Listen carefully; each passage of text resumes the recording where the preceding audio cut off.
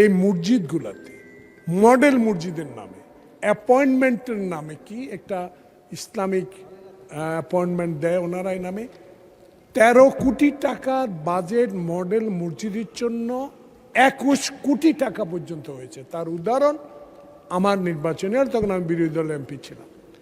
এই বিষয়গুলো একটু তদন্ত করার দরকার। এই টাকাগুলো এত অপচয় হয়েছে যে এখন নতুন মসজিদের দরকার নেই। আগে যারা অতীতেই 13কে 21 করেছে এই বিষয়ে সব মসজিদগুলো ভেঙে পড়ে যাচ্ছে। আমার উদাহরণ, আমার সেনবাগেরটা ঢোকা যায় না, পানি পড়ে। তো এই বিষয়গুলো আমি মাননীয় স্বরাষ্ট্রমন্ত্রীকে জানবো যে এই বিষয়ে একটা তদন্ত করে যারা 13কে 21 করেছে এই বিষয়ে কোনো ব্যবস্থা গ্রহণ করা যাবে কিনা। আপনাকে ধন্যবাদ। মাননীয় মন্ত্রী, একটু পরে মাননীয় সদস্য আপনি বললেন, এই কারণে আমারও বলতে ইচ্ছে হচ্ছে। আপনার সেনবাগে যে অবস্থা, আমার দুর্গাপুরে তার চেয়ে ভয়াবহ অবস্থা।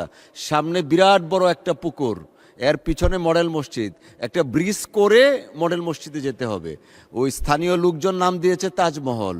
মাননীয় মন্ত্রী, মানে স্পিকার কি বললেন লাস্টে? স্থানীয় লোকজন যেহেতু মসজিদের সামনে বিরাট বড় পুকুর, তাজমহলের দৃশ্যটা যেমন পানির সামনে বা পিছনে একটা আছে, ওইটা ওই রকম নাম দিয়েছে যে এটা দুর্গাপুরের তাজমহল। মসজিদের সামনে বিশাল আকারে পুকুর। এখন এইটাতে ঢুকতে গেলে আপনার ব্রিজ করতে হবে আর কি, মসজিদ আর ব্যবহার করা যাচ্ছে না, এই জন্য নাম দিয়েছে তাজমহল। ধন্যবাদ মাননীয় স্পিকার। মাননীয় সদস্য জনাব জালালাউদ্দিন ফারুক, ইনি অত্যন্ত প্রবীণ সংসদ সদস্য, ওনার অভিজ্ঞতা অনেক বেশি। তিনি যেই প্রশ্নটা করেছেন এটা সর্বক্ষেত্রেই বলা যায় প্রযোজ্য। বিগত আওয়ামী ফ্যাসিবাদী সরকারের সময়ে অর্থ লোপাটের বিভিন্ন প্রকল্প নেওয়া হয়েছে। আমি এখানে বলছি না যে পদ্মা সেতুর মতো দুর্নীতি এখানে হয়েছে, তবে ইসলামের নামে মসজিদের নামে তারা যা করেছে সেটা অত্যন্ত গর্হিত কাজ। মডেল মসজিদ অবশ্যই ভালো উদ্যোগ, কিন্তু এই মডেল মসজিদ নির্মাণের জন্য প্রকল্প ব্যয় প্রাক্কলন সেটা যথাযথ হয়েছে কিনা এটা একটা খুবই যুক্তিসঙ্গত প্রশ্ন। 13 কোটি ব্যয় 21 কোটিতে বৃদ্ধি হয়েছে।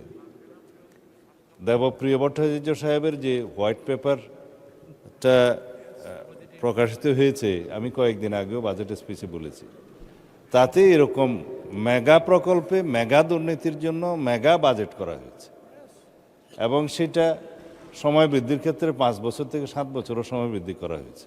আর প্রাক্কলিত ব্যয় কয়েক গুণ বৃদ্ধি করা হয়েছে। দুর্নীতি করার জন্য প্রাক্কলনের মধ্যেই আগে ঢুকেছে, তারপরে দুর্নীতি হয়েছে, সময় বৃদ্ধি হয়েছে, ব্যয় বৃদ্ধি হয়েছে, তার উপর এখন 13 কোটি থেকে 21 কোটিতে কিভাবে গেল? এই মডেল মসজিদগুলোর সমস্ত প্রকল্প ব্যয় টোটাল কত ছিল, কতটা নাম্বার অফ মডেল মসজিদ হয়েছে, সমস্ত মসজিদ ওয়ারি সেটা তদন্ত পরিচালনা করার জন্য আমি আজকে মন্ত্রণালয়কে নির্দেশ দেব মাননীয় স্পিকার। এর মধ্যে সরকারি অন্যান্য সংস্থাও জড়িত হতে পারে, সেটা খুবই ন্যায্য প্রশ্ন। ধন্যবাদ মাননীয় স্পিকার।